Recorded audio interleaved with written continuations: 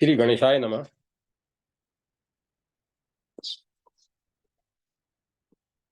ओम श्री परमात्मने नमः। मत्स्य महापुराण 114वां अध्याय। भारतवर्ष किम पुरुष वर्ष तथा हरिवर्ष का वर्णन। ऋषियों ने पूछा, सुवर्त, जो यह भारतवर्ष है जिसमें स्वयंभू आदि 14 मनु हुए हैं, जिन्होंने प्रजाओं की सृष्टि की है, उनके विश्वास में हम लोग आपके मुख से सुनना चाहते हैं। साथ ही वक्ताओं में श्रेष्ठ सुत जी पुनः इसके बाद भारत आदि अन्य वर्षों के विषय में भी कुछ बतलाइए। प्रसिद्ध पौराणिक लोमहर्षण के पुत्र सुत जी ने उन पवित्र आत्मा ऋषियों का प्रश्न सुनकर अपनी बुद्धि से बारंबार बहुधा विचार विमर्श करके उन ऋषियों से उत्तर श्रवण उत्तरवर्ती वर्षों के विषय में कहना आरंभ किया। सुत जी ने कहा, सुत जी कहते हैं, ऋषियों, अब मैं इस भारतवर्ष में उत्पन्न होने वाले प्रजाओं का वर्णन कर रहा हूं। इन इन प्रजाओं इन प्रजाओं की सृष्टि करने तथा उनका भरण पोषण करने के कारण मनु को भरत कहा जाता है। निरुक्त वचनों के आधार पर यह वर्ष उन्हीं के नाम से भारतवर्ष के नाम से प्रसिद्ध है। यहाँ स्वर्ग मोक्ष तथा इन दोनों के अंतर्वर्ती भोग पद की प्राप्ति होती है।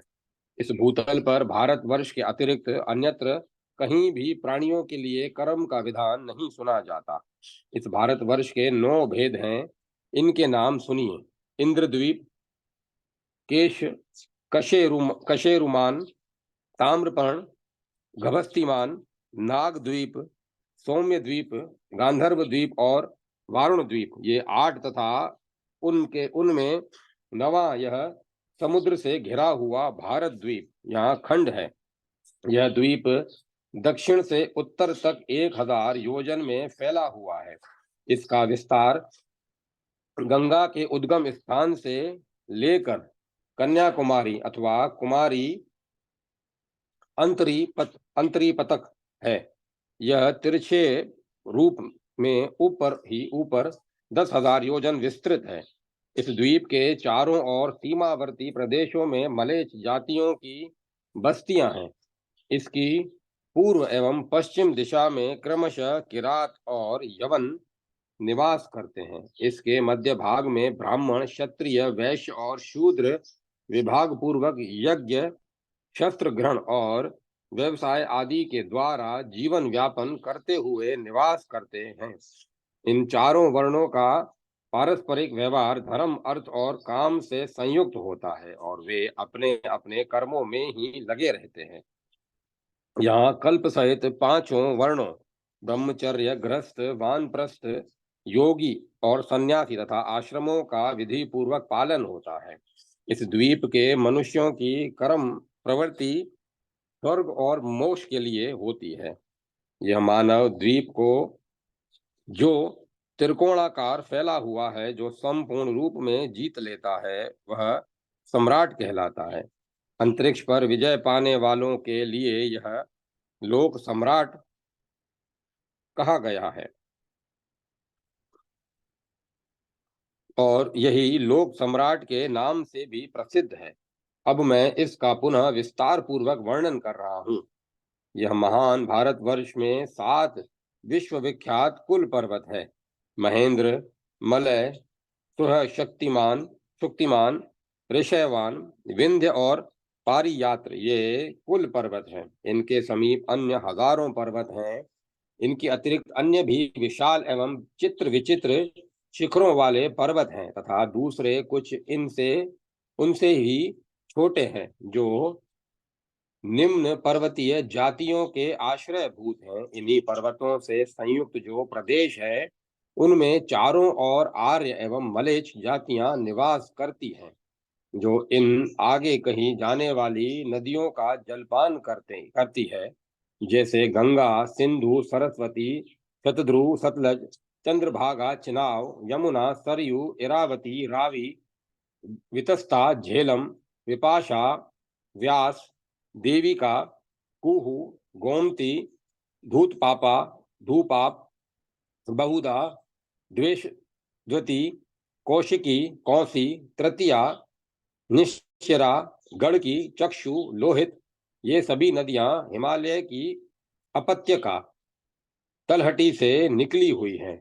वेद स्मृति, वेत्रवती, बेतवा, वर्त्रघ्नी, सिंधु, पर्णाशा, चंदना, सदानीरा, मही, पारा, चमणवती, यूपा, विदिशा, वेणुमती, शिप्रा, अवंती तथा कुंती, इन नदियों का उद्गम स्थान पारियात्र पर्वत है।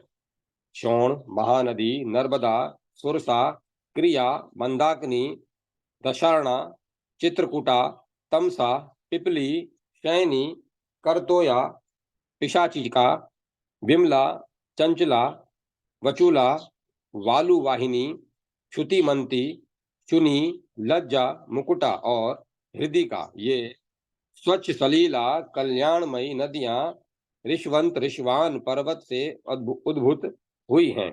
तापी, पयोष्णी, पूर्णा नदी या पेनगंगा, पेनगंगा, निर्विंध्या, क्षिप्रा, निषधा, वेण्या, वैतरणी, विश्वमाला, कुमुद्वती, तोया, महागौरी, दुर्गा तथा अंतःशिला, ये सभी पुण्यतोया मंगलमयी नदियां विंध्याचल की उत्पत्तिकाओं से निकली हुई है।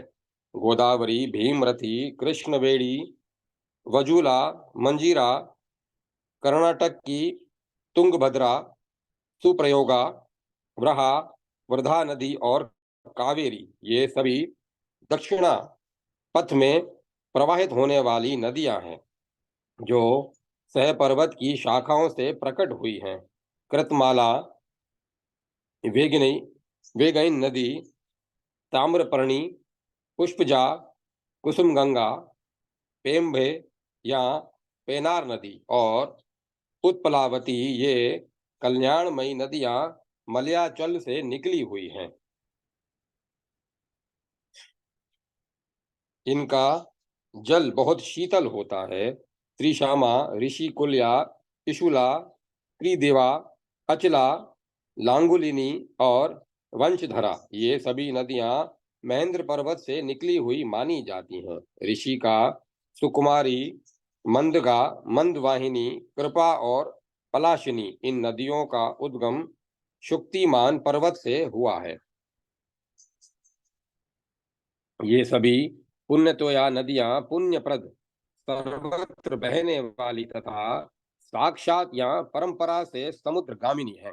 ये सब की सब विश्व के लिए माता सदृश हैं तथा इन सब को कल्याणकारिणी एवं पापहारिणी माना गया है, अथवा इनकी सैकड़ों हजारों छोटी बड़ी सहायक नदियां भी हैं, जिनके कछोराव में कुरु, पांचाल, शाल्व, सजालंग, शूरसेन, भद्रकार, ब्रहा, सहपटचर, मत्स्य, किरात, कुंती, कुंतल, काशी, कौशल, आवंत, कलिंग, मुख और अंधक, ये देश अवस्थित हैं, जो प्राय मध्य देश के जनपद कहलाते हैं। ये सह पर्वत के निकट बसे हुए हैं। यहाँ गोदावरी नदी प्रवाहित होती है। अखिल भूमंडल में यह प्रदेश अत्यंत मनोरम है। तत्पश्चात गोवर्धन, मंदराचल और श्री रामचंद्र जी का प्रिय कारक गंधमादन पर्वत है, जिस पर मुनिवर भारद्वाज जी ने श्री राम के मनोरंजन के लिए स्वर्गीय वृक्षों और दिव्य औषधियों को अवतरित किया था। उन्हीं मुनिवर के प्रभाव से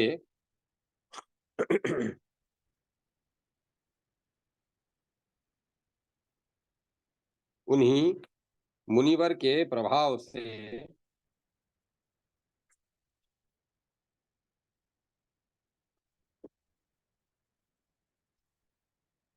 यह प्रदेश पुष्पों से परिपूर्ण होने के कारण मनोमुग्धकारी हो गया था। बार्हिक, बलक, वाट धान, आभिर,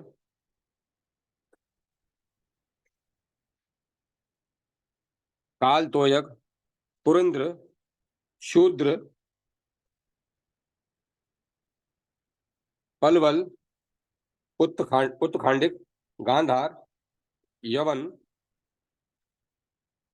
सिंधु, सिंध, कोवीर, सिंध का उत्तरी भाग, मृधक,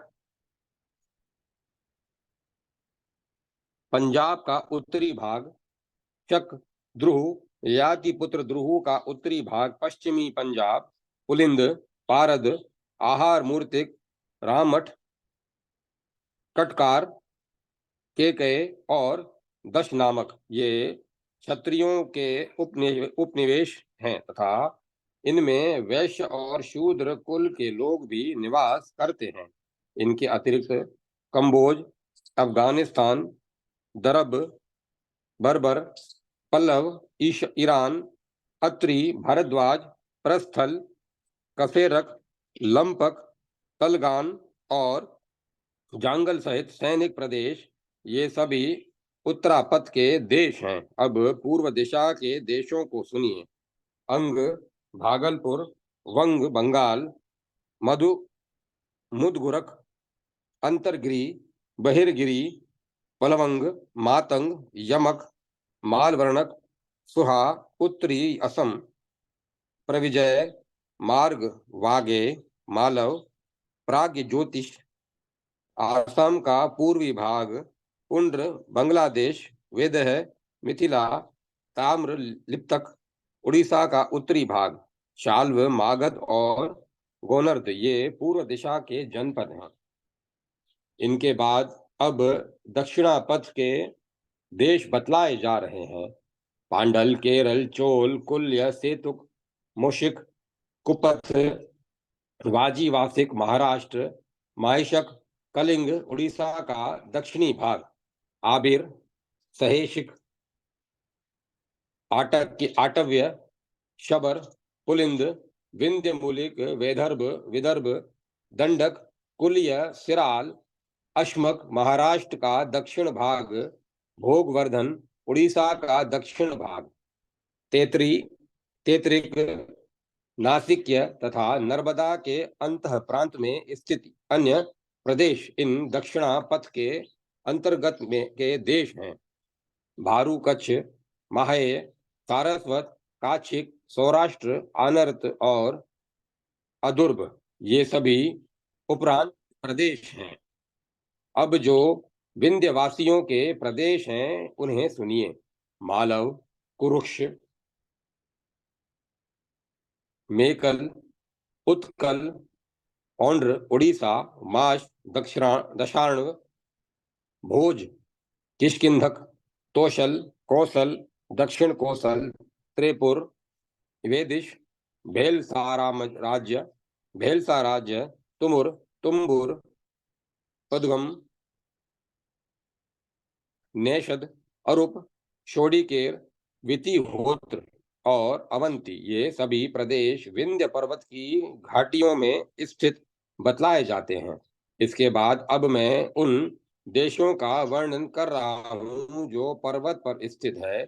उनके नाम हैं निराहार, सवर्ग, कुपथ, अपथ, कुत प्रावरण, पूर्णाद्र, समुद्रक, त्रिगर्त, मंडल, किरात और चामर मुनियों का कथन है कि इस भारतवर्ष में सतयुग, त्रेता, द्वापर और कलयुग इन 4 युगों की व्यवस्था है। अब मैं उनके वृतांत का परिपूर्णतया वर्णन कर रहा हूँ।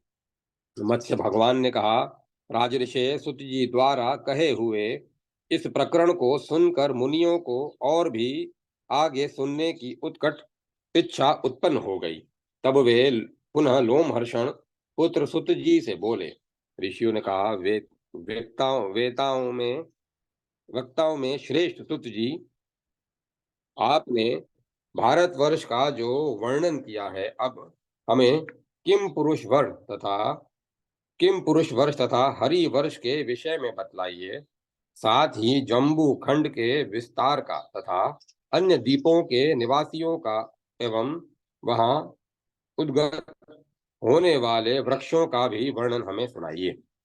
उन ब्रह्म ऋषियों द्वारा इस प्रकार पूछे जाने पर सुत जी ने उनके प्रश्न के अनुकूल जैसा देखा था तथा जो पुराण सम्मत था वैसा उत्तर देना प्रारंभ किया। सुत जी कहते हैं, ब्राह्मणों, आप लोग जिस विषय को सुनना चाहते हैं उसे बतला रहा हूं। आलस्य रहित होकर श्रवण कीजिए। जम्बू वर्ष और किम पुरुष वर्ष ये दोनों अत्यंत विशाल एवं नंदन वन की भांति शोभा संपन्न है। इनमें किम पुरुष वर्ष में मनुष्यों की आयु 10,000 वर्ष की बतलाई जाती है। वहां जन्म लेने वाले मनुष्य बली भली भांति तपाए हुए स्वर्ण की सी कांति वाले होते हैं।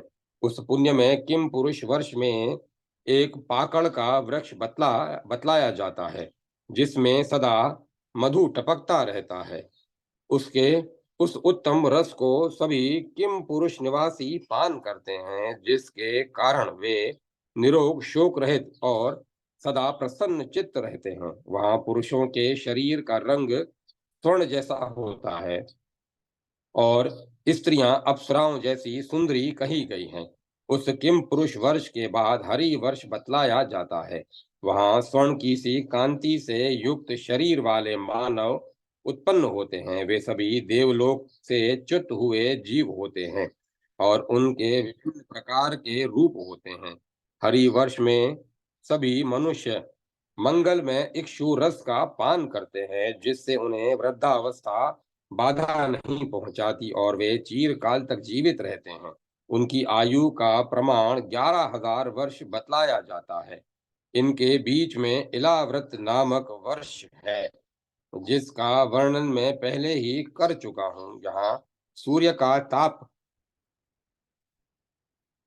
नहीं होता वहां के मानव भी वृद्ध नहीं होते। इलाव्रत वर्ष में नक्षत्रों सहित चंद्रमा और सूर्य का प्रकाश नहीं होता। यहाँ पैदा होने वाले सभी मानवों के शरीर कमल के से कांतिमान और उनका रंग कमल जैसा लाल होता है।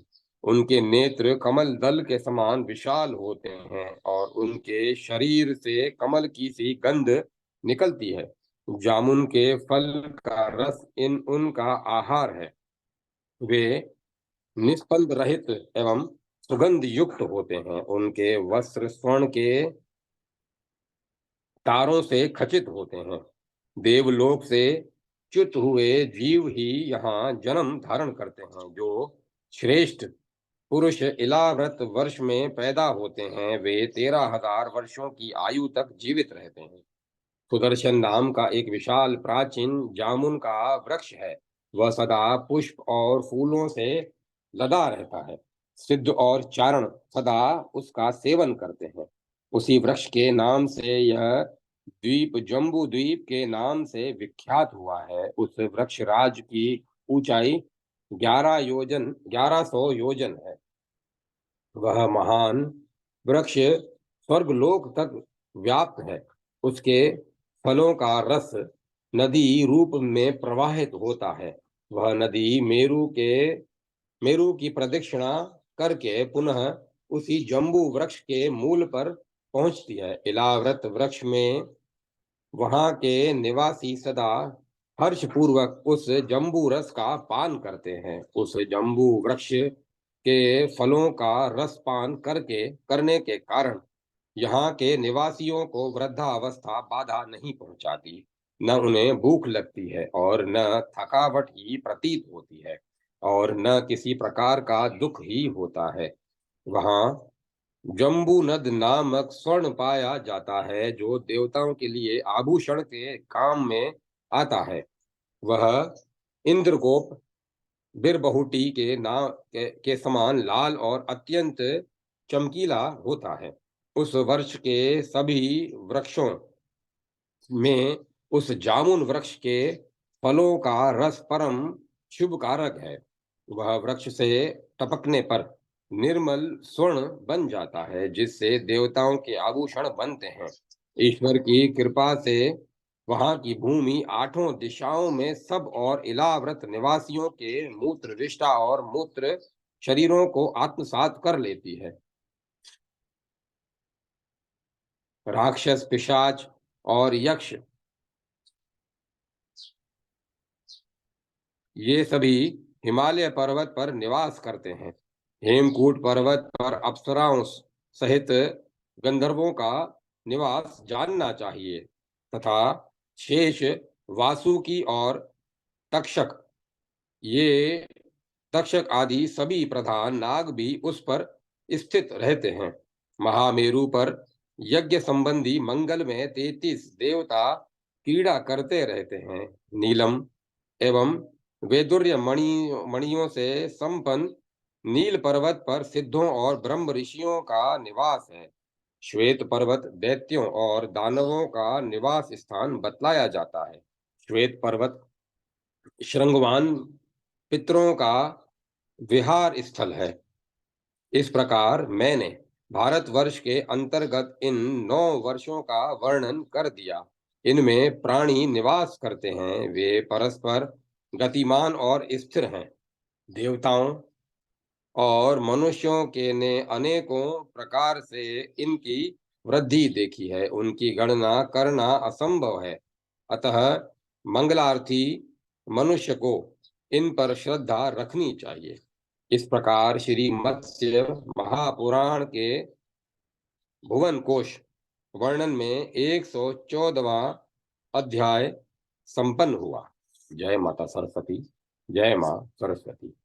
115वां अध्याय राजा पुरुरवा के पूर्व जन्म का वृतांत। मनु ने पूछा, जनार्दन, मैंने आपके मुख से बुद्ध पुत्र राजा पुरुरवा का जीवन चरित्र तो सुना और समस्त पापों का विनाश करने वाली पुण्यमयी श्राद्ध विधि का भी श्रवण किया तथा ब्याई हुई गौ के दान का, काले मृग चर्म के दान का एवं वृषो उत्सर्ग का भी फल सुन लिया। परंतु केशव, बुद्ध पुत्र नरेश्वर, पुरुरवा के रूप को सुनकर मुझे महान कौतूहल उत्पन्न हो गया है, इसीलिए पूछ रहा हूं। अब आप मुझे यह बतलाइए कि किस कर्म के परिणाम स्वरूप राजा पुरुरवा को वैसा सुंदर रूप और उत्तम सौभाग्य प्राप्त हुआ था, जिस पर मोहित होकर अप्सराओं में श्रेष्ठ उर्वशी, त्रिलोकी में श्रेष्ठ देवताओं और सौंदर्यशाली गंधर्वों का त्याग करके सब प्रकार से राजा पुरुरवा की संगनी बनी थी। मत्स्य भगवान ने कहा, राजन, राजा पुरुरवा को जिस कर्म के फल स्वरूप वैसे सुंदर रूप और उत्तम सौभाग्य की प्राप्ति हुई थी, वह बतला रहा हूं, सुनो। यह राजा पुरुरवा पूर्व जन्म में भी पुरुरवा नाम से ही विख्यात था। वह चाक्षुष मनवंतर में चाक्षुष मनु के वंश में उत्पन्न होकर भद्र देश, पंजाब का पश्चिमोत्तर भाग का अधिपति था, जहां का राजा शल्य तथा पांडु पत्नी माद्री थी। उस समय इसमें राजाओं में सभी गुण तो विद्यमान थे, पर वह केवल रूप रहित अर्थात कुरूप था। मत्स्य भगवान द्वारा आगे कहे जाने वाले प्रसंग को ऋषियों के पूछने पर सुत जी ने वर्णन किया, अतः इसके आगे पुनः वही प्रसंग चलाया गया। ऋषियों ने पूछा, सुतनंदन, राजा पुरुरवा किस कर्म के फलस्वरूप मद्र देश का स्वामी हुआ तथा किस कर्म के परिणाम स्वरूप परम सौंदर्यशाली हुआ, यह बतलाइए। सुत जी कहते हैं, ऋषियों, पूर्व जन्म में यह राजा पुरुरवा किसी नदी के तटवर्ती ब्राह्मणों के एक गांव में श्रेष्ठ ब्राह्मण था। उस समय भी उसका नाम पुरुरवा ही था। अनग वह मर्द मर्द मद्र देश का स्वामी, जो राजा पुरुरवा के नाम से विख्यात था, उस जन्म में ब्राह्मण रूप से राज्य प्राप्ति की कामना से युक्त होकर सदा द्वादशी तिथि को उपवास कर भगवान विष्णु का पूजन किया करता था। एक बार उसने व्रतोपवास करके शरीर में तेल लगाकर स्नान कर लिया, जिस कारण उसे उपवास के फलस्वरूप मद्र देश का निष्कटक राज्य तो प्राप्त हुआ, परंतु उपवासी होकर शरीर में तेल लगाने के कारण वह कुरूप होकर पैदा हुआ। इसीलिए व्रतोपवासी मनुष्य को प्रयत्न पूर्वक शरीर में तेल लगाकर स्नान करना छोड़ देना चाहिए, क्योंकि यह सुंदरता का विनाशक है। पर इस प्रकार उसके पूर्व जन्म का जो वृतांत था वह सब मैंने आप लोगों को बतला दिया। अब उस भूपाल के मदरेश्वर हो जाने का हो जाने के बाद का चरित्र सुनिए। यद्यपि राजा पुरूरवा सभी राज्य गुणों से संपन्न था, किंतु रूपहीन होने के कारण उसके प्रति प्रजाओं का अनुराग नहीं ही था। अतः मद्र नरेश ने रूप प्राप्ति की कामना से तपस्या का निश्चय करके राज्य भार मंत्री को सौंपकर हिमालय पर्वत की ओर प्रस्थान किया। उस समय तत्रूप व्यवसाय ही उसका सहायक था। वह महायशस्वी नरेश तीर्थ स्थानों का दर्शन करने की लालसा से पैदल ही चल रहा था। आगे बढ़ने पर उसने अपने देश की सीमा पर एरावती रावी नाम से विख्यात अत्यंत मनोहरणी नदी को देखा। वह नदी हिमालय पर्वत से निकली हुई थी अथवा जल के कारण गंभीर वेग से प्रवाहित हो रही थी। उसका जल चंद्रमा के समान शीतल था और वह बर्फ की राशि सरीख ही उज्जवल प्रतीत हो रही थी। बर्फ सदृश निर्मल यश वाले राजा पुरूरवा ने उस नदी को देखा। इस प्रकार श्री मत्स्य महापुराण में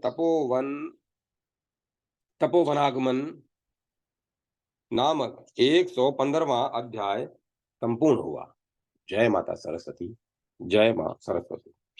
116वां अध्याय एरावती नदी का वर्णन। सुत जी कहते हैं, ऋषियों, वह मंगल कारिणी एवं पुण्यमयी दिव्य नदी एरावती हिमालय पर्वत से निकली हुई थी। वह जल क्रीड़ार्थ आए हुए गंधर्वों से भरी हुई, इंद्र द्वारा सदा सेवित, चारों ओर से एरावत के मध्य जल से अभिषिक्त होने के कारण सुशोभित और मध्य में इंद्रधनुष के समान चमक रही थी। उसके तट पर तपस्वियों के आश्रम बने हुए थे। वह श्रेष्ठ ब्राह्मणों द्वारा सुसेवित तथा तपाए हुए स्वर्ण के समान चमक रही थी। ऐसी नदी को उस दिन महाराज पुरूरवा ने देखा। वह श्वेत वर्ण वाले हंसों की पंक्तियों से अच्छान काश पुष्प रूपी चवर से सुशोभित और सत्पुरुषों द्वारा नहलाई गई सी दिख रही थी। उसे देखकर राजा को परम प्रसन्नता प्राप्त हुई। वह पुण्यमयी नदी शीतल जल से परिपूर्ण, मनोहारिणी, मन की प्रसन्नता बढ़ाने वाली, ह्रास और वृद्धि से संयुक्त, रमणीय, दूसरी चंद्र मूर्ति के समान उज्जवल, अत्यंत शीतल और वेग से बहने वाले जल से संयुक्त ब्राह्मणों तथा पक्षी समूह द्वारा सुसेवित, हिमालय की श्रेष्ठ पुत्रीभूत लोल लहरों से सुशोभित, अमृत के समान सुस्वादु जल से परिपूर्ण, तपस्वियों द्वारा सुशोभित, स्वर्ग पर चढ़ने के लिए तूफान सदृश, समस्त पापों की विनाशिनी, सर्वश्रेष्ठ, समुद्र की पटरानी, महर्षि गणों द्वारा सेवित, सभी लोगों के मन में उत्सुकता प्रकट करने वाली, परम मनोहर, सभी लोगों की हितकारिणी, स्वर्ग का मार्ग प्रदान करने वाली, गो समूह से व्याप्त तट प्रांत वाली, परम सुंदर, सेवा प्रहित हंस तथा सारस पक्षियों के शब्द से गूंजती कमलों से सुशोभित, भंवर रूपी गहरी नाभि से युक्त दिव्य रूपी उरु एवं जगन भाग वाली, नीले कमल रूपी नेत्र की शोभा से युक्त खिले हुए कमल पुष्प रूपी मुख वाली, हिम बर्फ तुल्य उज्जवल फैन रूपी वस्त्र से युक्त, चक्रवाक रूपी होठों वाली, कल्याणमयी बगुलों की पंक्ति रूपी दांतों से युक्त, चंचल मछलियों की कतार की सी बोहों वाली, अपने जल के घुमाव से बने हुए हाथी के रमणीय गढ़ स्थल रूपी स्तनों से युक्त, हंस रूपी नुपुर के झंकार से संयुक्त तथा कमल नाल रूपी कंकड़ों से सुशोभित थी। राजन, उस नदी में दोपहर के समय अपनी सुंदरता के मद से उन्मुक्त हुई यूथ अप्सराएं गंधर्वों के साथ सदा क्रीड़ा करती थी। उन अप्सराओं के शरीर से गिरे हुए सुंदर सुंदर कुमकुम को बहाने वाली वह नदी अपने तट पर उगे हुए वृक्षों से गिरे हुए पुष्पों के कारण रंग बिरंग वाली तथा सुगंध से व्याप्त थी। उसके तरंग समूह से आच्छादित होने के कारण सूर्यमंडल का दिखना कठिन हो गया था। वह ऐरावत द्वारा किए गए आघात से चिन्हित तटों से विभूषित थी। उसका जल ऐरावत के गढ़ स्थल से बहते हुए मध्य जल तथा देवांगनाओं के स्तनों पर लगे हुए चंदनों से युक्त था, जिस पर भौरे मंडरा रहे थे।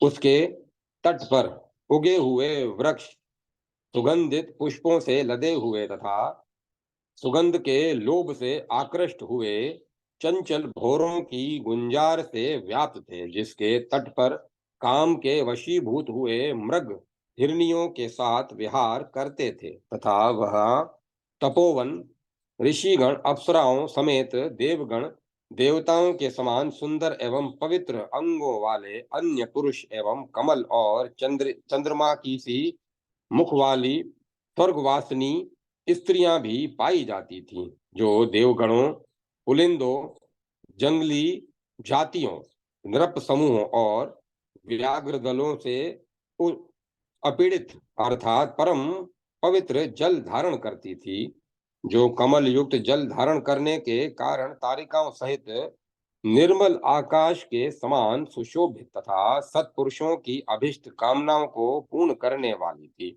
उसे देखते हुए राजा पुरूरवा आगे बढ़े।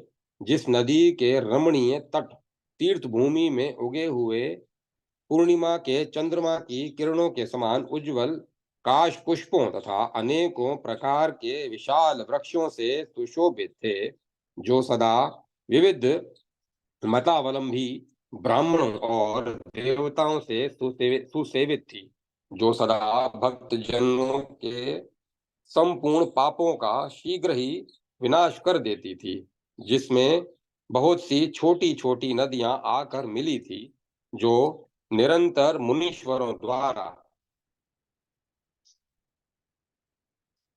सेवित थी, जो पुत्र की तरह मनुष्यों का पालन करती थी, जो सदा हिम पर्वत राशि से आच्छादित रहती थी, जो निरंतर देवगणों से संयुक्त रहती थी। अपना कल्याण करने के लिए मनुष्य जिसका आश्रय लेते थे, जिसके किनारे झुंड के झुंड सिंह घूमते रहते थे, जो हाथी समूहों से सेवित थी, जिसका जल कल्प वृक्ष के पुष्पों से युक्त और स्वर्ण के समान चमकीला था तथा जिसके तटवर्ती कदम्ब वृक्ष सूर्य की किरणों के ताप से बड़े हुए थे।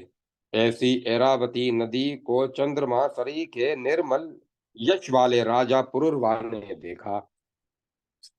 इस प्रकार श्री मत्स्य महापुराण में पुराण के भुवन कोश वर्णन प्रसंग में सुर नदी वर्णन नामक 116वां अध्याय संपूर्ण हुआ।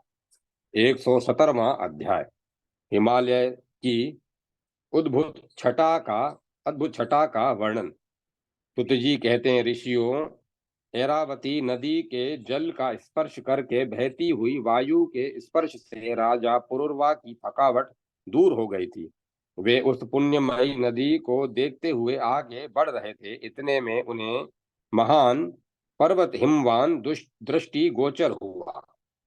वह बहुत से पीलापन लिए हुए उज्ज्वल वर्ण वाले गगनचुंबी शिखरों से युक्त था। वहां मंगलमयी सिद्ध गति के बिना पक्षियों का भी संचार कठिन था, अर्थात वहां केवल सिद्ध लोग ही जा सकते थे। वहां नदियों के प्रवाह से उत्पन्न हुआ महान घर्घर शब्द चारों ओर गूंज रहा था, जिसके कारण दूसरा कोई शब्द सुनाई ही नहीं पड़ता था। वह शीतल जल से परिपूर्ण एवं अत्यंत मनोरम था, जिसके उसके उसने देवदारू के नीले वनों को अधोवस्त्र के स्थान पर और मेघों की उत्तरीय वस्त्र के रूप में धारण कर रखा था। वैसे ऐसे हिमालय पर्वत को राजा पुरुरवा ने देखा। उसने कहीं तो श्वेत बादलों की पगड़ी बांध रखी थी और कहीं सूर्य एवं चंद्रमा के मुकुट तरसरी के दिख रहे थे। उसका सारा अंग तो बर्फ से आच्छादित था, किंतु उसमें कहीं कहीं गेरू आदि धातुएं भी मिली हुई थीं, जिससे वह ऐसा प्रतीत हो रहा था मानो श्वेत चंदन से लिपटे हुए शरीर पर पांचों उंगलियों की छाप लगा दी गई हो। वह ग्रीष्म ऋतु में भी शीतलता प्रदान कर रहा था तथा बड़ी बड़ी शिलाओं से युक्त होने के कारण अगम्य था। कहीं कहीं अप्सराओं के महावर युक्त चरणों से चिन्हित था, कहीं तो सूर्य की किरणों का स्पर्श हो रहा था, किंतु कहीं घोर अंधकार से आच्छादित था। कहीं भयानक गुफाओं के मुखों में जल गिर रहा था, जो ऐसा लगता था मानो वह अधिक से अधिक जल पी रहा हो। कहीं क्रीड़ा करते हुए यूथ विद्याधरों से सुशोभित था। कहीं किन्नरों के प्रधान गणों द्वारा गान हो रहा था। कहीं गंधर्वों और अप्सराओं की अपान भूमि मधुशाला में गिरे हुए कल्प वृक्ष आदि वृक्षों के दिव्य पुष्पों से सुशोभित था और कहीं गंधर्वों की शयन करके उठ जाने के पश्चात मर्दित हुई शैयाओं के बिखरे हुए पुष्पों से आच्छादित होने के कारण अत्यंत मनोरम लग रहा था। कहीं ऐसे प्रदेश थे जहां वायु की पहुंच नहीं थी, किंतु वे हरी घासों से सुशोभित थे तथा उन पर फूल बिखरे हुए थे, जिससे वह अत्यंत रुचिर एवं सुंदर लग रहा। वह पर्वत तपस्वियों का आश्रय स्थान तथा कामी जनों के लिए अत्यंत दुर्लभ था। उस पर मृग आदि वन्य पशु स्वच्छंद विचरण करते थे। उसके विशाल वृक्षों को हाथियों ने भिन्न भिन्न कर दिया था। जहां सिंह की गर्जना से भयभीत हुए हाथियों के दल व्याकुल होकर भयंकर चिंगाड़ कर रहे थे, जिससे उनमें शांति नहीं दिख रही थी। जिसके तटवर्ती प्रदेश निकुंजों और तपस्वियों से अलंकृत थे, जिससे उत्पन्न हुए रत्नों से त्रिलोकी अलंकृत होती थी। वासुकी आदि बड़े बड़े नागों के अक्षय आश्रय स्थान सत्पुरुषों द्वारा सेवित तथा रत्न संपत्तियों से परिपूर्ण उस पर्वत को कोई सत्पुरुष ही देख सकता था। जहां तपस्वी लोग थोड़े ही तप से सिद्धि प्राप्त कर लेते थे, जिसके दर्शन मात्र से सारा पाप नष्ट हो जाता था, जिसके किन्हीं किन्हीं स्थलों पर वायु द्वारा लाए गए बड़े बड़े झरनों के गिरने से उत्पन्न हुए छोटे छोटे झरनों के जल से पर्वतीय प्रदेश तृप्त होते हैं। कहीं उसके ऊंचे ऊंचे शिखर जल से आप्लावित थे तथा कहीं सूर्य के ताप से संतप्त होने के कारण गम्य थे। वहां केवल मन से ही जाया जा सकता था, जो कहीं कहीं देवदारू के विशाल वृक्षों की शाखा प्रशाखाओं से घनीभूत हुए तथा कहीं बांसों की झुरमुट रूपी वनों के आकार से युक्त प्रदेशों से सुशोभित था। कहीं पछत्ते के समान बड़े बड़े शिखर बर्फ से आच्छादित थे, कहीं सैकड़ों झरने झर रहे थे। कहीं जल के गिरने से उत्पन्न हुए शब्दों से ही जल की प्रतीति होती थी, कहीं गुफाएं बर्फ से ढकी हुई थी। इस प्रकार सुंदर नितंब रूपी भूमि से युक्त उस हिमालय पर्वत को देखकर महानुभाव मद्रेश्वर पुरूरवा हर्षपूर्वक वहीं अपने मनानुकूल स्थान की खोज करते हुए घूमने लगे। तब उन्हें एक स्थान प्राप्त हुआ। इस प्रकार श्री मत्स्य महापुराण के भुवन कोश वर्णन में हिमवद वर्णन नामक 117वां अध्याय संपूर्ण हुआ। जय माता सरस्वती। जय मां सरस्वती। 118वां अध्याय हिमालय की अनोखी शोभा तथा अत्रि आश्रम का वर्णन। सुत जी कहते हैं, ऋषियों, देव योग से महाराज पुरूरवा उसी पर्वत राज के परम सुरमय प्रदेश में पहुंच गए, जो अन्य मनुष्यों के लिए अगम्य था। जहाँ की नदियों में श्रेष्ठ ऐरावती निकली हुई थी। वह देश मेघ के समान श्यामल था तथा अनेकों प्रकार के वृक्ष समूहों से घिरा हुआ था। वहां शाल, साखू, ताल, ताड़, तमाल, कणिकार, कनेर, श्यामल, तेमल, न्योघ्रोध, बरगद, अश्वत्थ, पीपल, शिरीष, तिरसा, शिशंपा, सीसम, शेलात्मक, लहसोड़ा, आमलक, आमला, हरितक, हरे, बिभितक, बहेड़ा, भुज्र, भोजपत्र, मुजक, मुंज, वाण वृक्ष, साखू का एक भेद, सप्तछद, चितवन, महानिम्ब, बाइकन, बकाइन, नीम, निर्गुणी, सिंधुवार या शेफाली, हरिद्रुम, दारू हल्दी, विशाल वृक्ष, देवदारू, काल के अगर, पदक, पदाख, चंदन, बेल, केथ, लाल चंदन, आम्रत, एकलता, अरिष्टक, रीठा, अशोड़, पीलू या अखरोट, अब्दक, नागर मोथा, अर्जुन, सुंदर पुष्पों वाले हरि हस्तीकर्ण, पलाश, खिले हुए फूलों से युक्त कोविदार, कचनार, प्राचीन प्राचीनामलक, पुराने आमलक के वृक्ष, धनक, धनेश, मराटक, बाजरा, खजूर, नारियल, प्रियाल, पियार, इसके फलों की गिरी चिरौंजी होती है। आम्रतक, आमड़ा, इगुद, हिंगोट, तंतुमाल, पटुआ, सुंदर धव के वृक्ष, काश्मीरी शालपर्णी, जातिफल, जायफल, मूंगफल, सुपारी, मुगफल, सुपारी, कटुफल, बाय बायफर, कायफर, इलायची की लताओं के फल, मंदार, कुविदार, कचनार, किंशुक, पलाश, कुसुमांशुक, एक प्रकार का अशोक, यवास, जवासा, शमी, तुलसी, बेंत, जल में उगने वाले बेंत, हल्के तथा गाढ़े रंग वाले नारंगी के वृक्ष, हिमू, हिंगू और प्रियंगू, बड़ी पीपर के वृक्ष भरे पड़े थे। साथ ही लाल अशोक, अशोक, अकाल,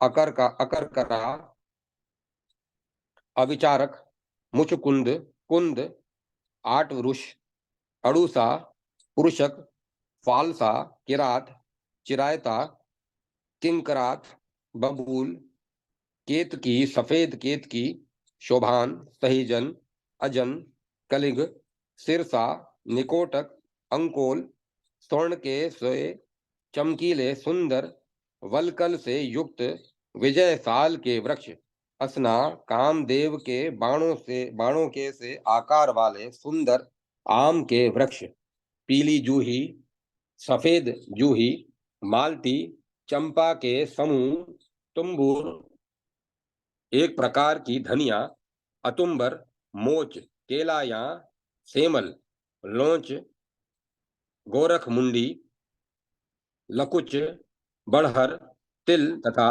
कमल के फूल कामियों को प्रिय लगने वाले पुष्पहारों, पुष्पांकरों, कुंडमलों तथा प्रफुल्ल पुष्पों से युक्त चय चाब नामक वृक्ष, बकुल, मोलसीरी, पारिभद्र, फरहद, हरिद्रक, दारा कदम्ब, कदम्ब का एक भेद, कुटज, केरैया, पर्वत शिखरों पर उगने वाले कदम्ब, आदित्य, मुस्तक, मदार, कुंभ, गूगल का वृक्ष, कामदेव का प्रिय कुमकुम, केसर, कटुफल, कायफर, बेर, दीपक की भांति अत्यंत चमकीले कदम्ब, लाल रंग के पाली, पालीवत के वन, श्वेत अनार चंपा के वृक्ष, बंधुक, दोपहरिया, सबंधुक, तिल का पौधा, कुंजों के समूह, लाल गुलाब के कुसुम, मल्लिका,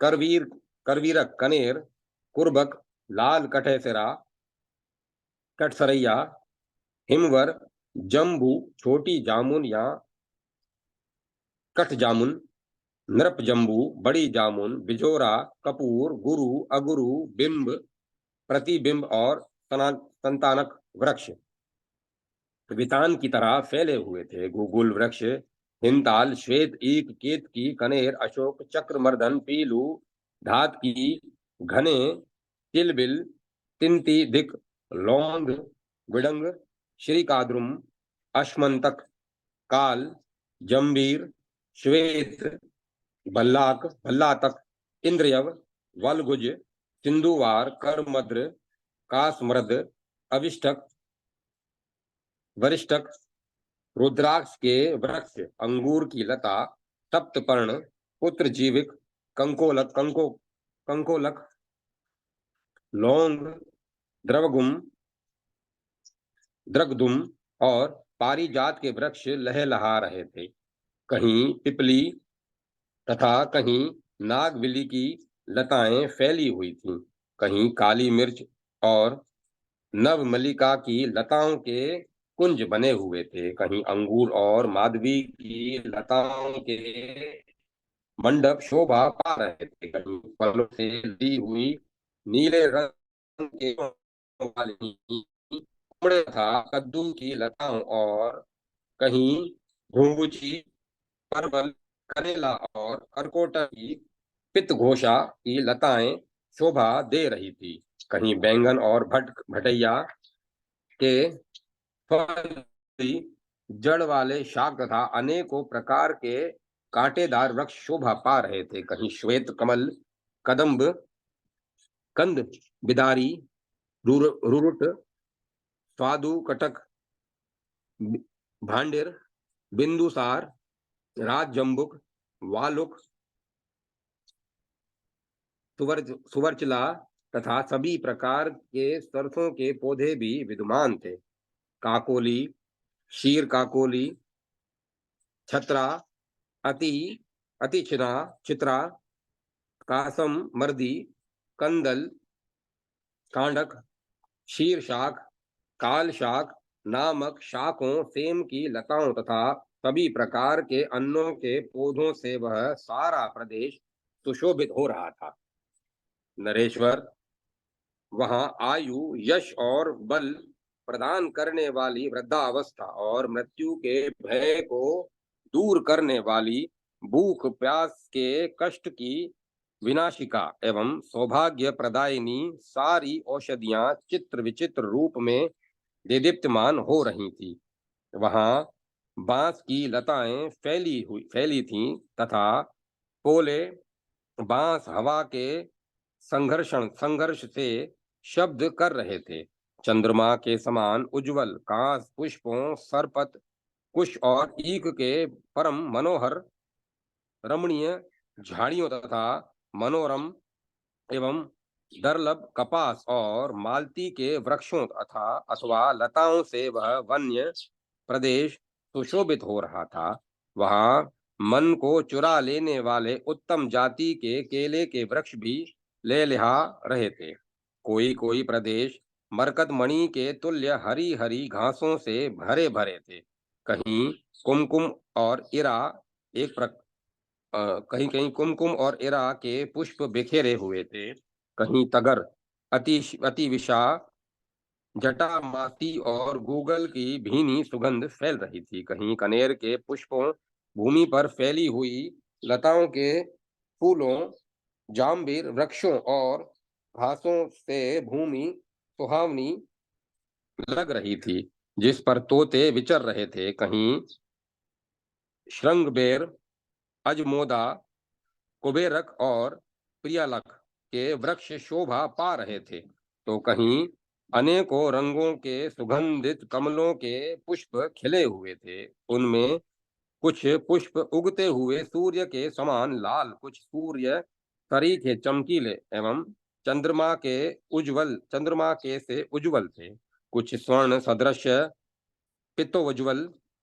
कुछ अलसी के पुष्प के समान नीले तथा कुछ तोते के पंख के सदृश हरे थे। इस प्रकार वहां की भूमि उन इन पांचों रंगों वाले तथा अन्यान्य रंग बिरंगे स्थल पुष्पों से आच्छादित थी। वह वनस्पति दिखने वाले की वनस्थली देखने वाले की दृष्टि को आनंददायक एवं चंद्रमा सरीखे उज्जवल कुमुद पुष्पों तथा अग्नि की शिखा के सदृश एवं हाथी के मुख में संलग्न उज्जवल उत्पल, नीले उत्पल, कहार, गुंजातक, कसेरुख, श्रृंगाटक, कमलनाल कमलनाल करट तथा चांदी के समान उज्जवल उत्पलों से सुशोभित थी। इस प्रकार वह प्रदेश जल कमल एवं स्थल कमल तथा मूल फल और पुष्पों से विशेष शोभायमान था। नरेश्वर, वहां मुनियों के खाने योग्य अनेकों प्रकार के निवार भी उगे हुए थे। नरेंद्र, यहाँ तक कि नागलोक, स्वर्गलोक, मृत्युलोक, जलप्रा स्थान तथा वन में उत्पन्न होने वाला ऐसा कोई भी अनाज, धान्य, शाक, फल, मूल, कंद और फूल नहीं था जो वहां विद्यमान न हो, अर्थात सभी प्राप्य थे। वहां के वृक्ष ऋतुओं के अनुकूल सदा फूलों और फलों से लदे रहते थे। मद्रेश्वर, पुरूरवा ने अपनी तपस्या के प्रभाव से उस वन प्रांत को देखा। राजा को वहां अनेकों प्रकार के रूप रंग वाले पक्षी भी दिख पड़े, जैसे मोर, शतपत्र, कलविंग, कोयल, कादम्बक, हंस, कोयिष्टिक, खंजरीट, कुरर, कालकूट, लोभी, खटवांग, गोश्वेणक, कुंभ, धृतराष्ट्र, तोते, बगुले, निष्ठुर, चक्रवाक, काटकू, टिटहरी, बट, पुत्रप्रिय, लोहपुष्प, लोहपृष्ठ, गौचर्म, गिरी पर्वतक, कबूतर, कमल, मैना, जीवक, चकोर, लवा, वर्तक, वटा, वार्तक, रक्तवर्तम, प्रभर्दक, ताम्रचूड़, स्वर्णचूड़, सामान्य, मुर्गे, काष्ठकुकड़, कपिंजल, कलविंग, कुमकुम चूर्ण, भृंगराज, क्षीरपाद, भुलिंग, ढिंडम, नव, मुंजुलितक, दातुह, भारद्वाज तथा चाश, इन्हें तथा इनके अतिरिक्त अन्यान्य बहुत से मनोहर पक्षी समूहों को राजा ने देखा। इसी प्रकार राजा को वहां विभिन्न रूप रंग वाले जंगली जीव भी देखने को मिले, जैसे हिरन, बारहसींगे, बाघ, सिंह, शेर, चीता, शरभ, अष्टपदी, भेड़िया, रीछ, तरसू, बहुत से लांगुली, वानर, सामान्य वानर, वायु, सरीखे, वेगशाली खरगोश, लोमड़ी, वन बिलाव, मतवाले हाथी, भैंसे, नीलगाय, बैल, चमर, सुरमर, श्वेत रंग के गधे, भेड़, मेढ़, मृग, कुत्ते, नीले और गाढ़े नीले रंग वाले भयानक मृगमार्तक, बड़ी बड़ी दाढ़ों और रोमों से युक्त शरभ, क्रोंच पक्षी के आकार वाले शंभर, भयानक कृतमाल, काली पूंछ वाले तोरण, ऊंट, भेड़े, सुअर, घोड़े, खच्चर, गधे आदि जीवों को उस वन में परस्पर विरुद्ध स्वभाव वाले होने पर भी द्वेष रहित होकर निवास करते देखकर मद्रेश्वर पुरुरवा विस्मय विमुग्ध हो गए। राजन, पूर्व काल में उसी स्थान पर महर्षि अत्रि का पुण्यमय आश्रम था। उन ऋषि की कृपा से वह प्रदेश स्थावर जगम प्राणियों से भरा हुआ अत्यंत सुहावना था और वहां हिंसक जीव भी परस्पर एक दूसरे की हिंसा नहीं करते थे। महर्षि अत्रि ने उस आश्रम में ऐसा उत्तम वातावरण बना दिया था कि वहां के सभी मांस भोजी जीव दूध और फल का ही आहार करते थे। राजन, मद्रेश्वर के पर्वत पर उसी नितंब प्रदेश निचले भाग में अपना निवास स्थान बनाया। वहां सब ओर से कहीं भैंसों तो कहीं बकरियों के स्तनों से अमृत के समान स्वादिष्ट दिव्य दूध झरता रहता था, जिससे वहां की शिलाएं भीतर बाहर सब और दूध एवं दही के से सराबोर रहती थी। वह देखकर भूपाल पुरूरवा को परम हर्ष प्राप्त हुआ। वहां दिव्य सरोवर थे तथा निर्मल जल से भरी हुई नदियां बह रही थी। नालियों में कहीं गर्म तो कहीं शीतल जल बह रहा था। उस पर्वत की कंदराएं पग पग पर सेवन करने योग्य थी। उस आश्रम के चारों ओर 5 योजन से के घेरे में हिमपात नहीं होता था। उस सुंदर पर्वत के शिखर के नीचे उत्पत्ति का मैदानी भूमि नहीं थी, जिसके कारण वह प्रदेश जन शून्य था। राजन, वहां उस पर्वत राज का एक पीले रंग का शिखर है जिस पर बादल संगठित होकर सदा हिम की वर्षा किया करते हैं। वहीं एक दूसरा शिखर भी है। उस सुंदर शिखर पर जल से बोझिल हुए बादल बड़ी बड़ी शिलाओं के साथ नित्य बरसते रहते हैं। जहां वह मन को लुभाने वाला आश्रम स्थित है, वहां की पृथ्वी कामनाओं को पूर्ण करने वाली है। प्रधान देवताओं के उपयोग में आने के कारण वहां के वृक्षों के फल भी सफलता को प्राप्त करते रहते हैं। वह श्रेष्ठ आश्रम सदा भ्रमरों की गुंजार से गुंजायमान एवं देवांगनाओं से सुसेवित तथा उस पर्वत के प्रहरी की तरह संपूर्ण पापों का विनाशक था।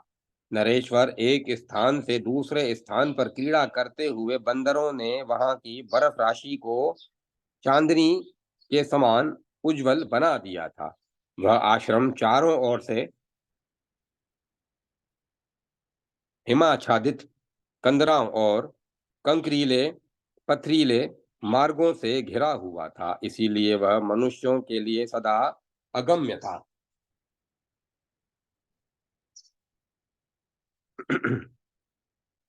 पूर्व जन्म की आराधना के प्रभाव से युक्त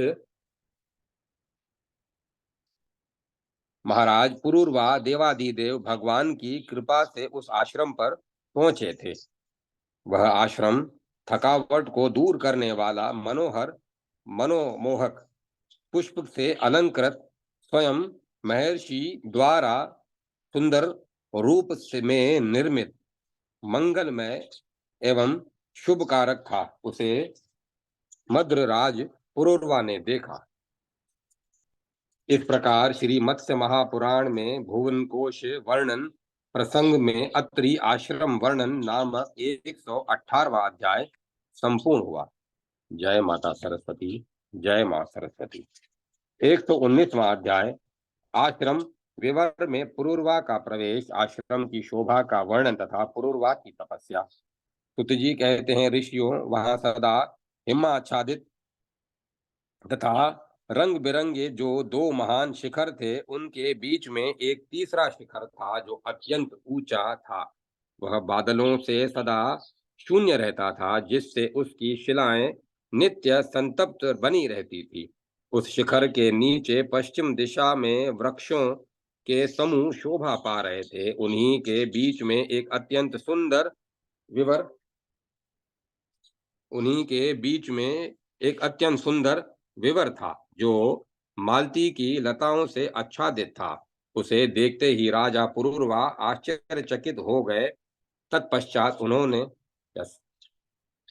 विवर में प्रवेश किया। मार्ग 400 हाथ, एक फरलांग तक घने अंधकार से समावृत होने के कारण अत्यंत संकट में था। उस 400 हाथ की दूरी पार कर लेने पर राजा ऐसे स्थान पर पहुंचे जो अपनी कांति से ही उद्भासित हो रहा था। वह स्थान ऊंचा, अत्यंत गंभीर और गोलाकार था तथा एक कोस के विस्तार वाला था। यद्यपि वहां न सूर्य तपते थे, न चंद्रमा ही विराजमान थे, तथापि वह दिन की भांति रात दिन प्रकाश युक्त बना रहता था। वहां एक सरोवर भी था, जो स्वर्ण, चांदी और मूंगे के समान रंग बिरंगे वृक्षों से सुशोभित था। उन वृक्षों में नाना प्रकार के मणियों के सदृश परमोत्कृष्ट कांति से युक्त फूल खिले हुए थे। उस सरोवर के चारों ओर शिलाओं की वेदी बनी हुई थी। भूपाल, उस सरोवर में विभिन्न प्रकार के कमल खिले हुए थे, जिसके पुष्प दल पद्मराग मणि, सरी के केसर समूह, हीरे के से और पत्ते नीले वैदुर्य मणि के समान चमक रहे थे, और वे सुगंध से भरे हुए थे। उनकी कर्णिका छत्ता सुवर्ण के समान चमकीली थी। उस सरोवर में जो भूमि थी वह हीरे से आच्छादित थी, साथ ही वह नाना प्रकार के दूसरे रत्नों से भी मंडित थी। महीपाल, वहां जल से उत्पन्न होने वाली कौड़ी, सीपी और शंख भी वर्तमान थे। वह कछुओं के साथ साथ भयानक घड़ियालों और मछलियों का वास स्थान था। राजन, उसमें कहीं मरकतमणि तथा हीरे के हजारों टुकड़े पड़े थे, कहीं पद्मराग, माणिक्य या लाल, इंद्रनील, नीलम, महानील, पुष्पराग, पुखराज, केकरतन, तुथक तक तथा शेष मणियों के खंड चमक रहे थे। कहीं लाजावृत, मुख्य, रुधिराक्ष, सूर्यकांत, चंद्रकांत, नील वर्णातिक, ज्योति रस, रम्य एवं स्यमंतक मणियों के टुकड़े यत्र तत्र बिखरे पड़े थे। कहीं सुरमणि, सर्पमणि, वलक्ष्मणि और स्फटिक मणि की चट्टानें चमक रही थी, तो कहीं गोमेद, पितक, धूलिमणि, मरकत, वैदुर्य, सुगंधिक, राजमणि, हीरा मुख्य तथा ब्रह्ममणि के खंड दृष्टि गोचर हो रहे थे। कहीं कहीं बिखरे हुए मोती अपनी प्रभा फैला रहे थे, जो ताराओं के समान लग रहे थे। उस सरोवर का जल कुछ गुनगुना गर्म था, जो स्नान करने से ठंडक को दूर कर देता था। उस सरोवर के मध्य में वैदुर्य मणि की एक सुंदर शिला थी। राजा, उस रमणीय शिला को महर्षि अत्रि ने अपनी तपस्या के प्रभाव से निर्मित किया था। वह 800 हाथ 2 फरलांग विस्तृत एवं चौकोर थी। राजेंद्र, उस मनोहर द्वीप में सारा प्रदेश बिल द्वार के समान स्वर्णमय था। राजन, उस शिलातल पर एक रमणीय पुष्करणी पोखरी थी, जो चौकोर, मनोमोहिनी तथा आकाश के समान निर्मल थी। वह अत्यंत शीतल एवं निर्मल जल से परिपूर्ण तथा कमलों से सुशोभित थी। उसका वह जल सुस्वादु, पचने में हल्का, शीतल और सुगंध युक्त था। वह जैसे गले को कष्ट नहीं पहुंचाता था, उसी प्रकार कुक्षी को भी वायु से परिपूर्ण नहीं करता था, अर्थात वायु विकार नहीं उत्पन्न करता था, अपितु शरीर में पहुंचकर परम तृप्ति उत्पन्न करता था तथा महान सुख पहुंचाता था। उस पुष्करणी बावली के मध्य भाग में महर्षि अत्रि ने अपनी तपस्या के बल से एक महल का निर्माण किया था। वह सुंदर प्रासाद चांदी का बना हुआ था, जो चंद्रमा की किरणों के समान चमक रहा था। उसमें सभी प्रकार के रत्न जड़े गए थे तथा भीतर प्रवेश करने के लिए सोने की सीढ़ियां बनी थी, जिनमें रमणीय वैदुर्य एवं निर्मल मूंगे लगे हुए थे। उसमें इंद्रनील मणि के विशाल खंभे लगे थे। उसकी वेदिका अर्थात फर्श पर मरकत मणि जड़ी हुई थी। हीरे की किरणों से चमकता चमचमाता हुआ वह रमणीय महल देखते ही मन को लुभा लेता था। उस महल में देवादिदेव भगवान जनार्दन मूर्ति रूप से परिपूर्ण आभूषणों से विभूषित होकर शेषनाग के फणों पर शयन कर रहे थे। अनग देवादिदेव चक्रधारी भगवान का एक चरण घुटने से मुड़ा हुआ था और दूसरा चरण शेषनाग के ऊपर से होता हुआ लक्ष्मी जी लक्ष्मी जी की गोद में स्थित था। देवादिदेव चक्रधारी भगवान का एक चरण घुटने से मुड़ा हुआ था और दूसरा चरण शेष नाग के ऊपर से होता हुआ लक्ष्मी जी की गोद में स्थित था। शेष नाग के फणों पर शयन करने वाले भगवान का बाजूबंद से विभूषित एक हाथ शेष नाग के फणों पर स्थापित था। उस हाथ की उंगलियों का पृष्ठभाग शेष के सिर पर रखा हुआ था। उनका दूसरा हाथ फैला हुआ था। तीसरे हाथ का मणिबंध मुड़े हुए घुटने पर सुशोभित था तथा कुछ मुड़कर नाभि प्रदेश पर फैले हुए पहले हाथ पर अवलंबित था। अब उनके चौथे हाथ की दशा सुनो। चौथे हाथ में कमल भगवान कल्प वृक्ष का पुष्प धारण किए हुए थे और उसे अपनी नासिका तक ले गए थे। उस समय लक्ष्मी अपने कमल दल के समान कोमल हाथों से भगवान का चरण दबा रही थी। भगवान ने मस्तक पर कमल कल्प वृक्ष के पुष्प कोई मालाओं का मुकुट शोभा दे रहा था। भगवान के मस्तक पर कल्प वृक्ष के पुष्पों की मालाओं का मुकुट शोभा दे रहा था। वे हार, केयूर, बाजूबंद और अंगूठी से विभूषित तथा शेष नाग के फणों पर रखे हुए सुंदर रत्नों से प्रकाशित हो रहे थे।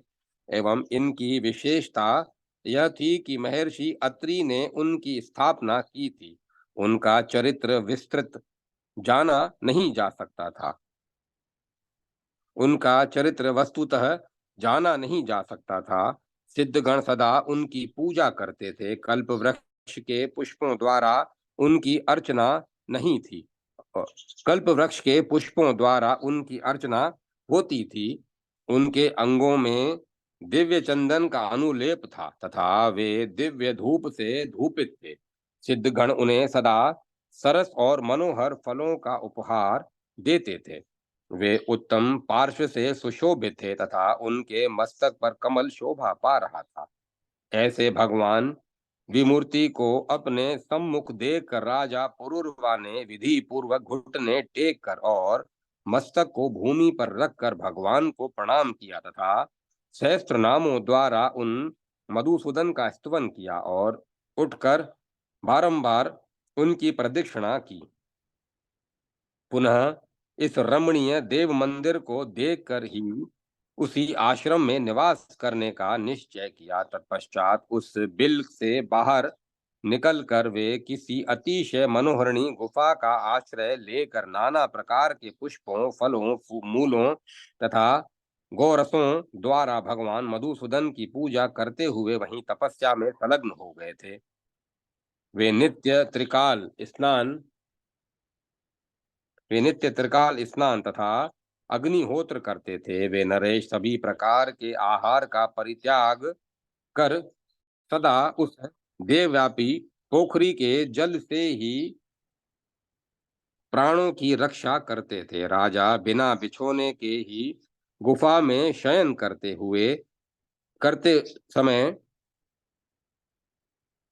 समय बिता रहे थे।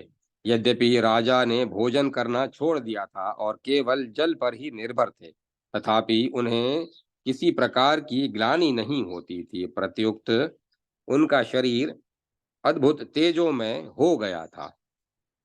इस प्रकार राजा पुरूरवा ने तपस्या में दत्तचित्त होकर सदा सर्वदेव श्रेष्ठ भगवान विष्णु की पूजा करते हुए दुख की कुछ भी परवाह न कर उस स्वर्ग तुल्य आश्रम में कुछ काल तक निवास किया। इस प्रकार श्री मत्स्य महापुराण में भुवन कोश वर्णन में आए आयतन वर्णन नामक 119वां अध्याय संपूर्ण हुआ। जय माता सरस्वती। जय मां सरस्वती। 120वां अध्याय राजा पुरूरवा की तपस्या, गंधर्वों और अप्सराओं की क्रीड़ा, महर्षि अत्रि का आगमन तथा राजा को वर प्राप्ति। सुत जी कहते हैं, ऋषियों, इस प्रकार राज्य की सामग्रियों तथा आहार का परित्याग कर राजा पुरूरवा उस रमणीय आश्रम में निवास करने लगे। वहां उन्हें गंधर्वों के साथ अप्सराओं का क्रीड़ा विहार भी देखने को मिलता था। राजा बहुत से फूलों को तोड़कर उसकी माला गुथते थे और उन्हें अर्घ्य सहित पहले भगवान विष्णु को निवेदित कर पुनः गंधर्वों को दे देते थे। वे वहां पुष्प चयन में लगी हुई एवं सुखपूर्वक क्रीड़ा करती हुई अप्सराओं की विभिन्न प्रकार की चेष्टाओं को देखकर भी अनदेखी कर जाते थे। वहां पुष्प चयन में निरत कोई अप्सरा लता समूह में उलझ गई और सखियां उसे उसी दशा में छोड़कर चलती बनी। तब उसके पति ने आकर उसे बंधन मुक्त किया। किसी अप्सरा के शरीर से कमल की सी गंध निकल रही थी। इस कारण उसकी निश्वास वायु से आकृष्ट होकर भ्रमर उसके ऊपर मंडरा रहे थे। उन भ्रमरों से उसका मुख ढक सा गया था। तब उसके पति ने उसे उस कष्ट से मुक्त किया। किसी अप्सरा की आंखें पुष्प रज से आक्रांत हो गई थी। किसी अप्सरा की आंखें पुष्प रज से आक्रांत हो गई थी। तब उसके पति ने अपनी श्वास वायु से फूंक कर उन्हें धूल रहित कर दिया। किसी सुंदरी ने पुष्पों को एकत्र कर अपने पति को दे दिया। तत्पश्चात वह अपने पति द्वारा गुथी गई पुष्पमाला को अपने मस्तक पर रखकर सुशोभित होने लगी। तभी किसी के पति ने पुष्प चयन करके अपने ही हाथों माला गुथ कर उसे अपनी पत्नी के मस्तक पर रखकर उसे सुसज्जित कर दिया। इससे उसने अपने को कृतकृत्य मान लिया। कोई पति द्वारा झुकाई गई लता से फूल तोड़ रही थी, जिससे वह अपने को सभी सखियों से संपूर्ण गुणों में बढ़ चढ़कर मान रही थी। कुछ सुंदरी देवांगनाएं गंधर्वों के साथ पृथक पृथक क्रीड़ा करती हुई कमल समूह के बीच में से राजा की ओर देख रही थी। कोई सुंदरी अपने पति के ऊपर जल उछाल रही थी और किसी के ऊपर उसका पति जल फेंक रहा था, जिससे उसे बड़ी प्रसन्नता हो रही थी। कोई देवांगनाएं खिन्न मन से अपने पति के ऊपर जल उछाल रही थी। पति के ऊपर जल फेंकने से किसी की चोटी खुल गई थी, जिससे उसका मुख बालों से ढक गया था। उस समय वह ऐसी प्रतीत हो रही थी मानो भ्रमरों से घिरी हुई कमलिनी हो। कोई अपने नेत्रों के समान कमल पुष्पों से ढके हुए उस कमलिनी के वन में छिप गई थी, जिसे